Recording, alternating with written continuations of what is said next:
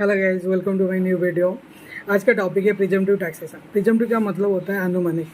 मतलब इसमें क्या होता है ना, आपको कोई भी बुक्स ऑफ अकाउंट मेंटेन करना जरूरत नहीं है। अब जितना भी टर्नओवर या ग्रॉस रिसीप्ट होता है आपका, उसमें आप स्पेसिफिक परसेंटेज का एक इनकम रिपोर्ट करते हो, तो गवर्नमेंट मान लेता है आपका इनकम उतना ही होता है, तो आपको कोई भी बुक्स ऑफ अकाउंट वो फर्दर पूछते नहीं है। तो पहले हम जानते हैं प्रिजम्पटिव टैक्सेशन का बेनिफिट कौन ले सकता है। जो लोग बिजनेस करते हैं और जिनको प्रोफेशनलशिप मिलता है वो लोग ही ले सकते हैं प्रिजम्पटिव टैक्सेशन का बेनिफिट। उसमें जानते हैं प्रिजम्पटिव टैक्सेशन में टर्नओवर लिमिट क्या है और उसमें कितना परसेंटेज आपको इनकम रिपोर्ट करना पड़ता है।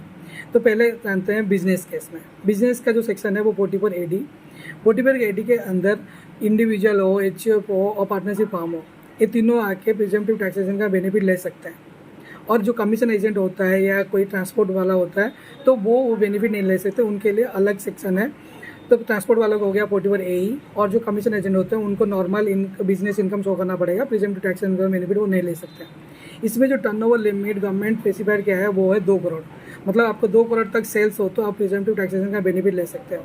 और कितना इनकम आपको वो रिपोर्ट करना पड़ेगा, गवर्नमेंट इसमें भी बोलता है आपको कोई भी business transaction through banking mode आया है पैसा, सपोज आपने 1 करोड़ 2 करोड़ सेल टर्नओवर है, उसमें से 1 करोड़ आपका थ्रू बैंक आया है और 1 करोड़ थ्रू कैश आया है, तो जो बैंकिंग थ्रू में आया है उसमें आप 6% इनकम रिपोर्ट कर दो, और जो कैश मोड आया है उसमें 8%। ये मिनिमम आपको रिपोर्ट करना पड़ेगा। इसके नीचे जाओगे तो आपको टैक्स ऑडिट लग जाएगा। तो बैंकिंग ट्रांजेक्शन में 6% और कैश ट्रांजेक्शन में 8% आपको शो करना पड़ेगा। और गवर्नमेंट ने इसमें भी और एक बेनिफिट ऐड किया है, जैसे डिजिटल ट्रांजेक्शन तहत तो जो 2 करोड़ का लिमिट है उन्होंने और इसको 1 करोड़ से और बढ़ा दिया, अप टू 3 करोड़ आपको प्रिजम्पटिव टैक्सेशन का बेनिफिट ले सकते हो। इसके लिए एक कंडीशन है, आपका जो बिजनेस रिसिप्ट है उसका 95% थ्रू बैंकिंग होना चाहिए और 5% कैश में होगा तो चलेगा। मतलब 95% of your business total turnover 95% आपको थ्रू बैंकिंग आना चाहिए और 5% कैश आएगा तो चलेगा, तब जाके आपका जो 2 करोड़ लिमिट है वो 3 करोड़ हो जाएगा। और इसमें एक ट्रिक पॉइंट क्या है ना, अब प्रिजम्पटिव टैक्सेशन ऑप्ट करते हो तो आपको कंटिन्यू 5 साल तक प्रिजम्पटिव टैक्सेशन लेना ही पड़ेगा। अब 5 साल के अंदर किसी भी एक फाइनेंशियल ईयर में ऑप्ट आउट कर देते हो, मतलब अब टैक्स ऑडिट में चले जाते हो या नॉर्मल बिजनेस इनकम शो करते हो, तो अब नेक्स्ट 5 ईयर्स अब प्रिजम्पटिव टैक्सेशन का बेनिफिट नहीं ले सकते।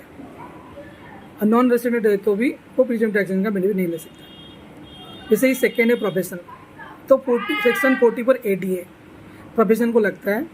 तो उनमें क्या होता है ना, लिमिट है 50 लाख, टर्नओवर लिमिट है 50 लाख, और जो इनकम रिपोर्ट करना पड़ता है वो 50% of total receipt. Turnover limit 50 lakh और इनकम लिमिट आके 50%। इससे आप कम जाते हो तो ऑडिट करना पड़ेगा, और 50 लाख से क्रॉस होता है तो ऑडिट करना पड़ेगा। इसमें भी गवर्नमेंट जैसे बिजनेस में दिया था, प्रोफेशन को भी एक एडिशनल बेनिफिट दिया है। 50 लाख का लिमिट आपका 75 लाख हो जाएगा। सेम कंडीशन, आपका जो टर्नओवर है उसमें 95% आपको थ्रू बैंकिंग होना चाहिए और 5% आपको कैश होकर चलेगा। और 44AD कौन ले सकते हैं, इंडिविजुअल हो गया और पार्टनरशिप फॉर्म हो गया। आप LLP इसमें नहीं ले सकते, ठीक है। और अब इसमें क्या है ना, आप ऑप्ट आउट करते हो तो अब नेक्स्ट ईयर फिर से आप ऑप्ट कर सकते हो। मतलब अब इस साल आपने 44AD लिया, नेक्स्ट ईयर आपने ऑडिट किया तो थर्ड ईयर आप फिर से 44AD ले सकते हो। इसमें 44AD जैसा 5 ईयर्स का बैन नहीं है। I hope this video useful and thank you.